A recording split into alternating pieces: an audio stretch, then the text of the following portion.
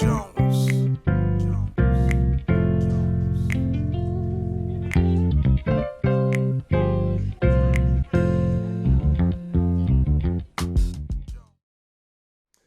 Mais bonjour à tous, c'est une joie pour moi de vous retrouver dans un nouvel épisode de Sa parole et moi.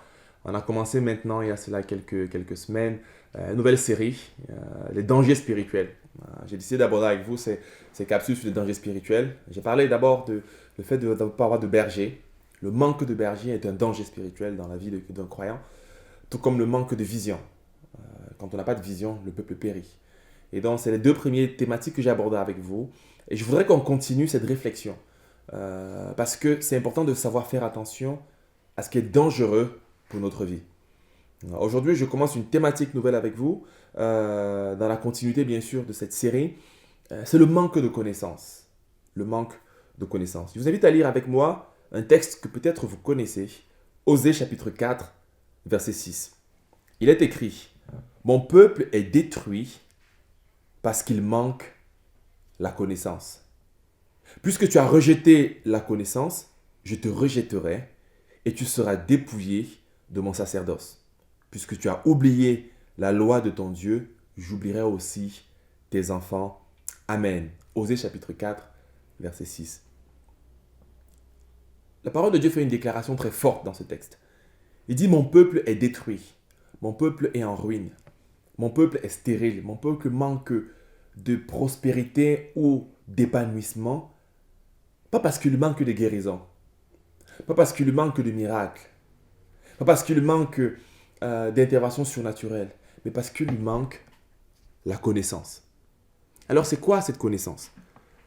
Lorsqu'on regarde un peu la définition hébreu de ce texte, c'est très intéressant parce que cette connaissance, ce n'est pas le fait de connaître quelqu'un sur le plan sexuel, parce qu'il y a un autre mot qui veut dire l'homme connu la femme, qui parle de cette connaissance-là. Mais lorsqu'on voit les définitions qui sont en lien avec ce mot, ça veut dire de perception, ça veut dire d'adresse, ça veut dire de discernement, de compréhension, d'habileté ou même de sagesse. Et Dieu dit que si je péris, si je ne suis pas épanoui dans ma vie, peut-être je manque de la connaissance dans un domaine en particulier. Je manque d'adresse, je manque de compréhension, je manque de discernement, je manque d'habileté, de perception ou même de sagesse. Et donc les conséquences du manque de connaissance sont graves. La Bible nous dit que celui qui en manque est en quelque sorte détruit, il est faible, il est incapable, il ne peut pas accomplir de bonnes choses. Pourquoi? Pas parce qu'il manque de dons et de talents, mais parce qu'il manque de la connaissance. Alors le fait d'en manquer est un véritable danger dans notre vie spirituelle. Si nous manquons de connaissances, nous sommes en danger sans le savoir et sans le connaître. Si je manque de percer dans mon ministère, comme on aime souvent utiliser cette expression, c'est parce qu'il me manque de la connaissance quelque part. Si je manque de croissance spirituelle, c'est parce que je manque peut-être de la connaissance quelque part. Dieu voudrait nous permettre d'aller beaucoup plus loin ou bien d'avoir une vie en bonne santé en nous communiquant de la connaissance dans certains domaines de notre vie.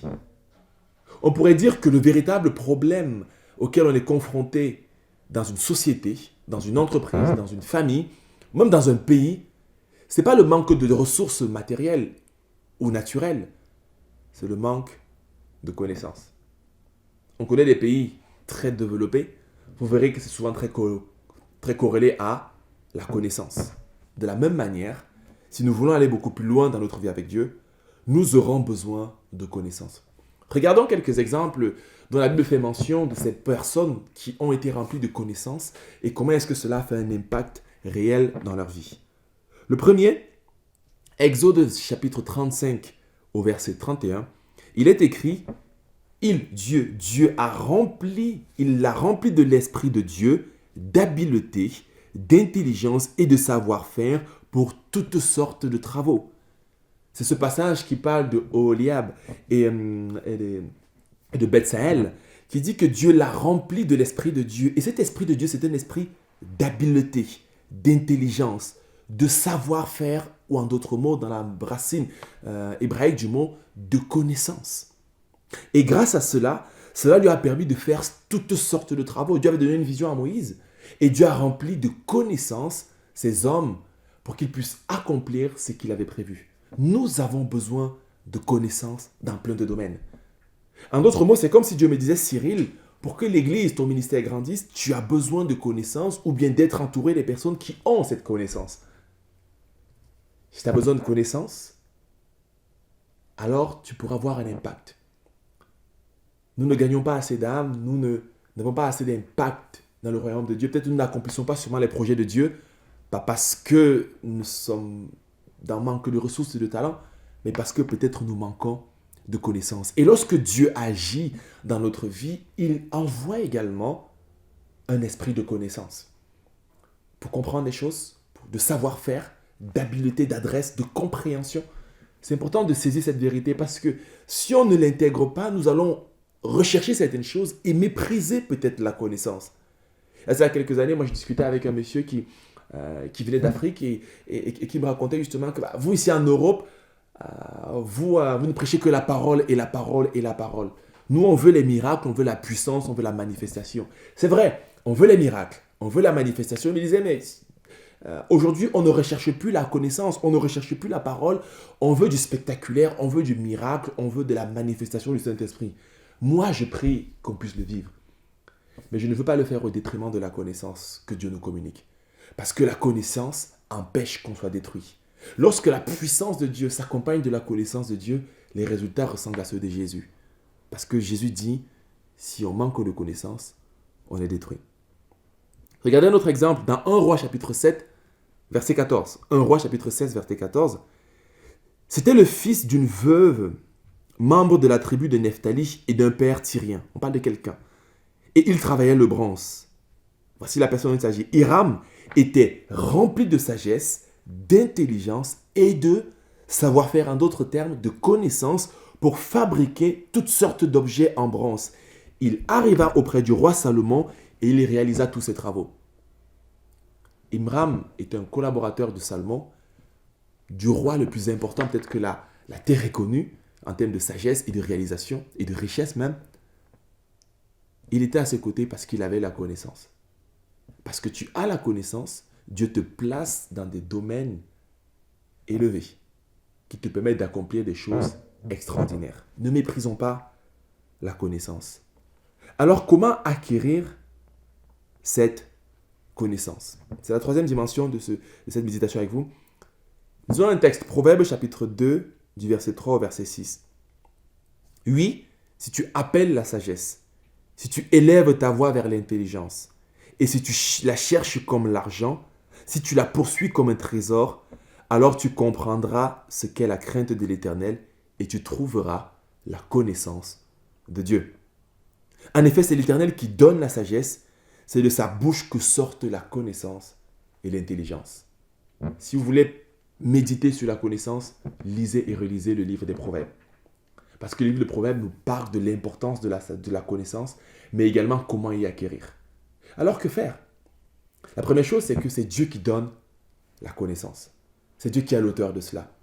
Vous la trouvez au travers des livres, au travers de la lecture, au travers de la méditation, au travers de la réflexion, au travers de l'observation. Mais c'est Dieu qui en est la source. Mais l'élément clé, l'élément important que je voudrais soulever, c'est qu'il dit oui, si tu la cherches comme de l'argent, si tu la poursuis comme un trésor, alors tu l'auras. Si nous décidons de rechercher la connaissance de Dieu, alors nous l'aurons. Et peut-être le problème, c'est parce que nous ne la recherchons pas comme de l'argent. Nous ne la recherchons pas comme un trésor. Et Proverbe 8, verset 10, dit ceci de manière beaucoup plus claire. Proverbe 8, verset 10, « Préférez mes instructions à l'argent et la connaissance à l'or le plus précieux. » Dieu dit que si on met devant toi l'or le plus précieux, à gauche et à droite, la connaissance, choisis la connaissance. Mais je ne suis pas sûr que tous choisiront la connaissance. Parce que si on met, juste pour prendre cet exemple, un livre énorme devant toi et une grosse voiture qui coûte peut-être 40 000 euros, entre nous, tu choisiras la voiture. Le livre est ennuyant. Mais Dieu dit en quelque sorte que si la connaissance que Dieu veut te communiquer est au travers du livre et de la lecture, choisis le livre plutôt que l'argent, plutôt que l'or le plus précieux. Alors, aspire à la connaissance de Dieu. La connaissance a souvent des compagnons et je vais conclure avec cela. C'est la sagesse et c'est l'intelligence. À plusieurs reprises, on dira demande la sagesse, l'intelligence et la connaissance. Ils vont ensemble. La connaissance te donne des informations, t'enrichit, te donne la capacité de comprendre, d'acquérir certaines informations. L'intelligence, c'est cette capacité de résoudre des problèmes complexes et de comprendre rapidement les choses. Et la sagesse, c'est la capacité d'appliquer la connaissance face à des problèmes auxquels tu peux être confronté. Beaucoup de gens ont la connaissance sur la Bible, mais ne sont pas capables de pouvoir utiliser la sagesse de Dieu pour résoudre les problèmes concrets auxquels ils sont confrontés. Alors oui, aspire à la connaissance de Dieu parce que sans la connaissance, le peuple périt. Mais une fois que tu as la connaissance, n'oublie pas qu'il a deux compagnons extraordinaires. La sagesse de Dieu et l'intelligence. Lorsque tu as cette capacité de comprendre et cette sagesse, tu réussiras. Et tu auras une vie en bonne santé. Car lorsque tu reçois cette connaissance, ta vie n'est plus la même. Que le Seigneur te bénisse, qu'il te remplisse de connaissances et qu'il te permette d'aller beaucoup plus loin dans ta marche avec lui.